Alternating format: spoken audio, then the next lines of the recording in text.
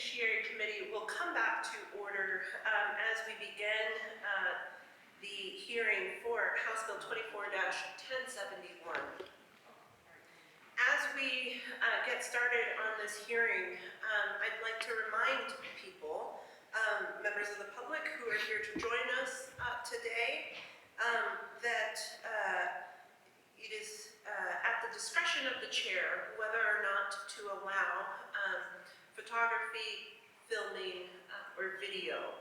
As I stated at the outset of today's hearing, I will not be allowing filming and video in the committee room. And over the course of this hearing, I will also, should witnesses feel so inclined to testify virtually without a camera, I certainly will allow that. What we will not allow as we begin today's hearing is failing to treat one another with dignity and respect. We can disagree, that's fine. I welcome it. It's what we do here within this building. But we will not treat each other with a lack of decorum and a lack of respect. In the spirit of that, I will not, I ask of you, recognizing that the topic that we'll be taking up this afternoon, look, the bills that we have already considered in this hearing have included gun policy, biometric data, what happens when an individual is finding themselves in need or a family is finding themselves in need of placing an individual under a guardianship or a conservatorship. It's complicated and weighty issues. And the last bill that we consider today, name change to conform with gender identity, is also an important and intense topic of discussion. I ask of you each to refrain from clapping or booing or snapping. This is, I don't know if you can appreciate this, but this is a beautiful room,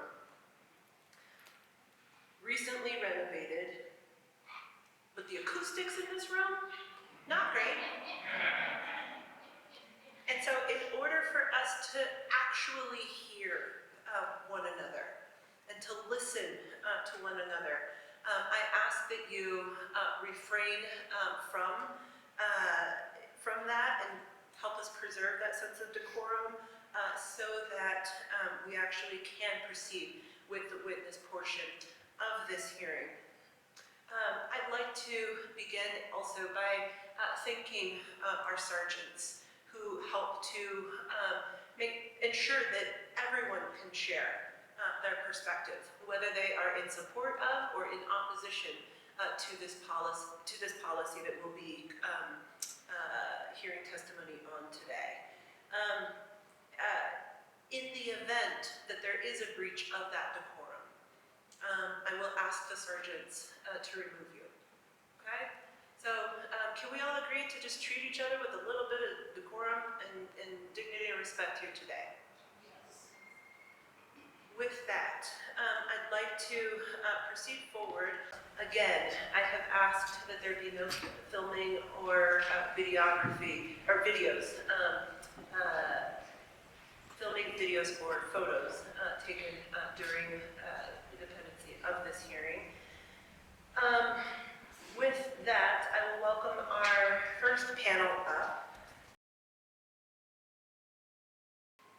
I will welcome Dr. Rich Guggenheim, Shannon Johnson, and anyone else who has not yet signed up in the audience or online. If you're online, just go ahead and raise your hand virtually and we will acknowledge you. Come forward and we will hear your testimony. Dr. Guggenheim, welcome. Thank you, State your name, any organization you may represent, and then proceed to testimony. You'll have 3 minutes. My name is Dr. Rich Guggenheim. I'm a homosexual resident of Denver, representing myself. I'd like to take a moment of your time to share with you a prominent piece of the gay and lesbian liberation movement from Stonewall. I want to tell you about the history of Malcolm Michaels Jr. and Tony Rivera. Both were gay, black men, sex workers, drag queens, and convicted felons. Both were well known in the gay community in the 1960s and 70s.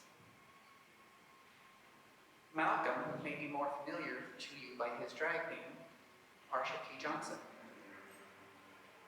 Marsha P. Johnson is also falsely identified today as a transgender woman. Malcolm was frequently seen with Tony Rivera, who went by the drag name Sylvia. I'm sorry. I'm going to, again, Dr. Guggenheim.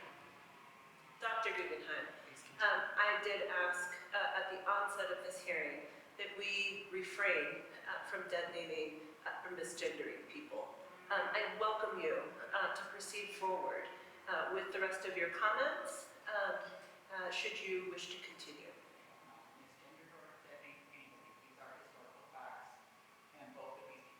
Your microphone is off, and so I can't hear what you're saying. If you'd like to proceed, you have 1 minute and 41 seconds remaining. Please proceed. Both were heavy cocaine users. In fact, the false narrative that Marsha threw the first brick. Yet Marsha never even admitted to never even being at Stonewall and was instead with Sylvia, who was passed out from cocaine on a bench in Bryant Park. Marsha and Sylvia are also known for running the Star House, a home for gay runaway boys as young as 10. Star House is described as a child prostitution operation and shelter. The owner of the building made boy-on-boy porn. The children were sex trafficked on 42nd Street by Rivera and Michaels for Matty Laneo and his crew. Today we have another former felon, black gay man sex worker who identified as transgender. Again, I'm sorry. Dr. Guggenheim, thank you for joining us and sharing your perspectives with us today.